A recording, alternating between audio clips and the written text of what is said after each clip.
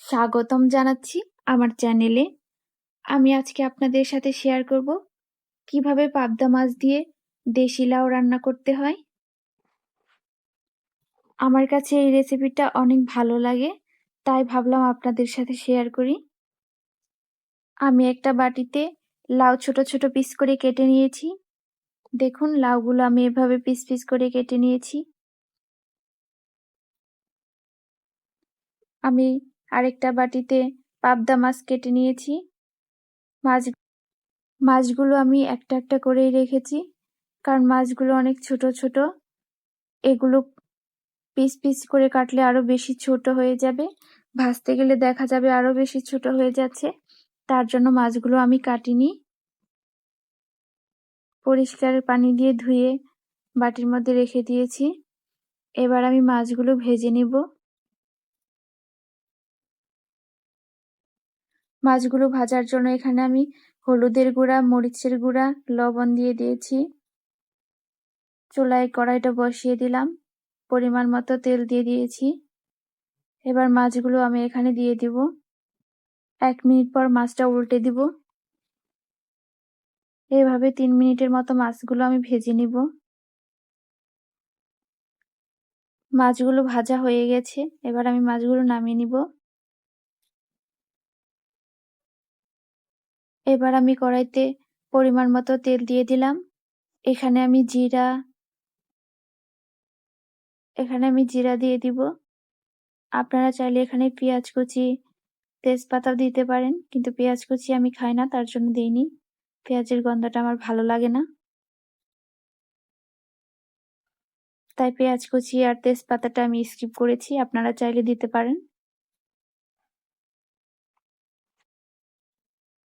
এখানে আমি কয়েকটা কাঁচামরিচ দিয়ে দিলাম, কারণ তরকারিতে কাঁচামরিচ দিলে সুন্দর একটা ফ্লেভার আসে। কেটে রাখা লাউগুলো দিয়ে দিলাম। এখানে আমি 3 চামচ লবণ দিয়ে দিলাম। আপনারা আপনাদের স্বাদ মতো দিয়ে দিবেন।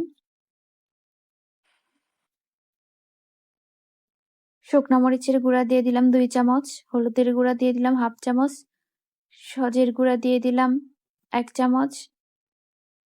শুকনা মরিচের গুঁড়া আপনারা চাইলে বেশিও দিতে পারেন, আমি কাঁচা মরিচ দিয়েছি, তার জন্য কম দিলাম। এবার এটা কিছু সময় নেড়েচেড়ে ভেজে নেব।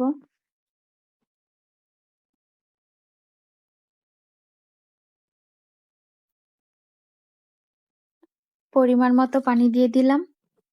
লাউ তরকারিতে বেশি পানি দেওয়ার দরকার নেই, কারণ লাউ এমনিতেই অনেক নরম হয়। এবার আমি এটা কিছু সময় ঢেকে রাখবো, যাতে খুব অল্প সময়ে এটা সিদ্ধ হয় এবং রান্নাটাও তাড়াতাড়ি হয়ে যায়।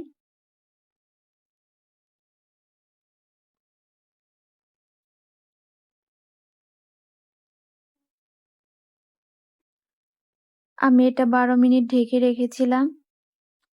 লাউগুলো সেদ্ধ হয়ে গেছে। 12 মিনিট পর চলে আসলাম। আমি এখানে ভেজে রাখা মাছগুলো দিয়ে দিব। মাছগুলো দিয়ে দিলাম। এবার কিছু সময় জাল করে নিব। এখানে আমি 4টা পাবদা মাছ দিয়ে দিয়েছি। এবার আমি এখানে 1 চামচ ধনিয়ার গুঁড়া দিয়ে দিব। এবার আমি এখানে আদা জিরা বাটা দিয়ে দিব। আমি আদা জিরাগুলো আগে বেটে একটা পাত্রে রেখে দিয়েছিলাম। লাউ তরকারিতে আদা জিরার বাটা দিলে সুন্দর একটা ফ্লেভার আসে, তাই আপনারা আদা জিরার বাটা দিয়ে রান্না করবেন। এবার আমি কিছু সময় এটা জাল করে নামিয়ে রাখবো।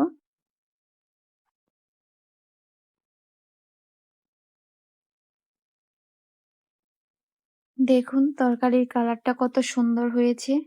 দেখে মনে হচ্ছে খেতে অনেক টেস্ট হবে। আপনারাও এভাবে রান্না করবেন। আশা করি আপনাদের রান্নাও অনেক সুন্দর হবে।